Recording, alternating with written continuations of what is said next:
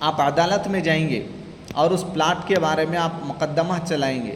جب آپ مقدمہ چلائیں گے تو اس وقت آپ کے پاس جو دستاویز ہیں سارے کے سارے وہاں پیش کیے جائیں گے. تو اس دستاویز کو لے کر آپ وہاں لڑیں گے. کیا کہیں گے؟ یہ میری ہے، مجھے دیا گیا ہے، میں اتنے روپے میں خریدا ہوں، یہ ہیں، یہ گواہ ہیں، یہ فلاں ہیں، یہ فلاں ہیں، یہ فلاں ہیں، کہہ کر آپ وہاں وکالت سے لڑیں گے. آپ کا وکیل آپ کو لڑے گا اور وہ آپ سے جیت یا کامیابی آگے منزل دیکھی جائیں گی. میرے دوستوں، میرے محترم بھائیو، دنیا کی منزل میں ہمیں دنیا چھوڑ کر آخرت میں جانا ہے تو پھر وہ عدالت میں ہمیں پیش کرنا ہے. بتاؤ، جس کے سینے میں اللہ کا کلام نہ ہو، جس کے سینے میں مصطفیٰ کا بتایا ہوا طریقہ جس کی زندگی میں نہ ہو، تو پھر بتاؤ اس کے اس خدا کی عدالت میں اور خبر کی عدالت میں تم کس وکیل کو پیش کرو گے؟ تمہاری اس عدالت میں کون تمہارا ساتھ دے گا؟ کون آئے گا تمہیں بچانے کے لیے؟ نہ تم نے اپنی زندگیوں میں نمازوں کو سنوارا، نہ تم اپنے اولاد کی زندگیوں میں قرآن اور سچی تعلیم کو تم نے اپنے اولاد کی زندگی میں لایا، نہ خود لائے ہو. لیکن حشر کے میدان میں جب خبر میں لے جا کر رکھیں گے، لیکن آپ جس وقت نماز جنازہ پڑھائی جائیں گی تو اس وقت پڑھانے والی اولاد کو بھی نماز جنازہ پڑھانے کا طریقہ نہ ہو، تو پھر بتاؤ یہ کس کانوینٹ میں ملے گا؟ کس انگلش میڈیم میں ملے گا یا کس لاہ کی ڈگری میں ملے گا جو نماز جنازہ پڑھانے کی اور اس کی دعائیں وہاں سکھائی جائی ہو؟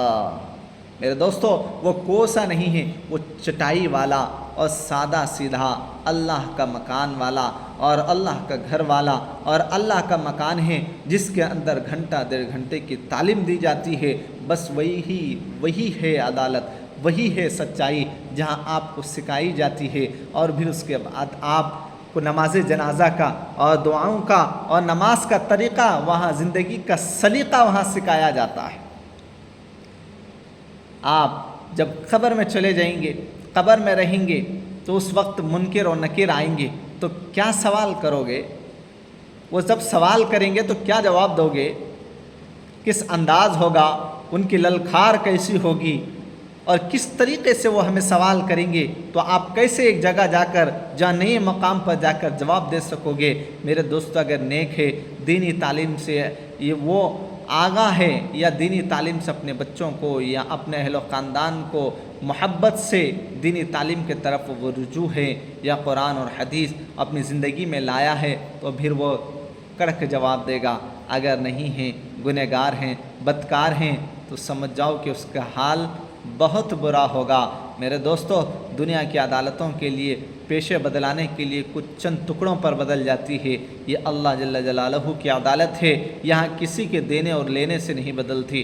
میرے دوستو، تمہاری وکالت کے لیے، تمہارے وکیل کے لیے تمہارے دستاویز تمہاری اولاد کی تعلیم ہے، دینی تعلیم ہے. تمہارے دستاویز تمہارے قرآن ہیں، حدیث ہیں، اور تمہارا وکیل تمہاری نماز ہے، تمہاری اولاد ہے، تمہارا ڈھنگ اور سلیقہ ہے، اور تمہارا انداز ہے. جس طریقے سے تم نے نبی علیہ السلام کی سنتوں پر جو دنیا میں عمل کی ہے، اس کا وہی ہے وکالت تمہاری، یعنی وہی ہے تمہارے وکیل جو لڑنے والے ہیں. نماز لڑے گی تمہارے لیے. اور دشمن کون ہے؟ تمہاری زمین پہ کون قبضہ کر رہا ہے؟ دشمن قبضہ کر رہا ہے. وہ دشمن کون ہے؟ شیطان ہے.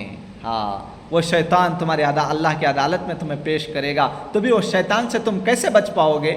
کیسے چھٹکارا لو گے؟ اس کے لیے راستہ کیا ہے آپ کے پاس؟ آپ نے کیا سیکھا ہے اس کے لیے جو شیطان سے چھٹکارا آخرت میں لے لیں، خبر میں لے لیں؟ اللہ اکبر.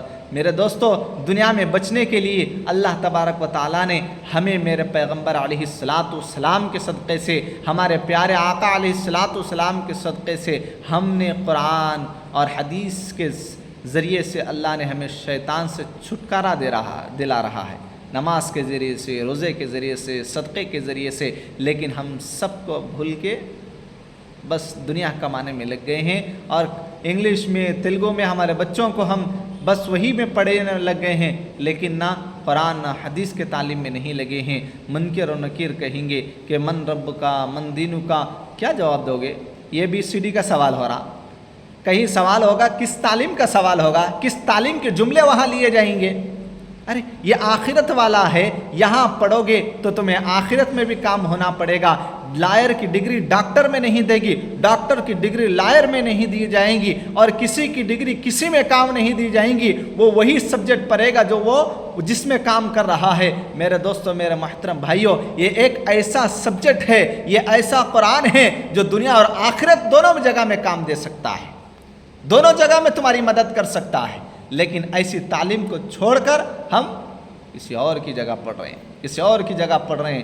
میرے دوستوں، میرے محترم بھائیوں، قرآن ہی کا تو اللہ کا فرمان ہے کہ ڈگری پڑھنے والوں کے لیے کیا ہے، دنیا کا تو دستور ہے کہ ڈگری پڑھنے والوں کے لیے ان کو بڑے بڑے میڈل دیے جاتے ہیں، بڑے بڑے انعام سے نوازے جاتے ہیں۔ جو حافظ قرآن ہوتے ہیں اس کے ماں باپ کے لیے اللہ کا فرمان ہے کہ سونے کے تاج پہنائے جاتے ہیں۔ آہا، کروڑوں اربوں کروڑوں روپے خرچ کر کے ڈگری حاصل تو کیا، لیکن خبر کو روشن نہیں کرے گا۔ لیکن ایک اللہ کا بندہ بنا روپیہ خرچ کر کر اگر حافظ قرآن اپنی اولاد کو بناتا ہے تو جو ایک اس وقت میں 85 ہزار روپے صرف جو سونا ہے، تو اس تولہ سونے کے قیمت میں اگر سونے کا تاج میرا خدا پہنا رہا ہے حشر کے میدان میں خبر کے اندر، تو سوچے کہ اس کا کیا مقام ہے۔ اللہ، جہاں لوگ پیسے نہیں، پہنا ہوا کپڑا نہیں لے جاتے ہیں، لیکن یہ تعلیم ایسی ہے جہاں سونے کا تاج خدا پہنا رہا ہے۔ بتاؤ، اس سے اور بڑی دولت دینی تعلیم کے لیے کیا ہو سکتی ہے؟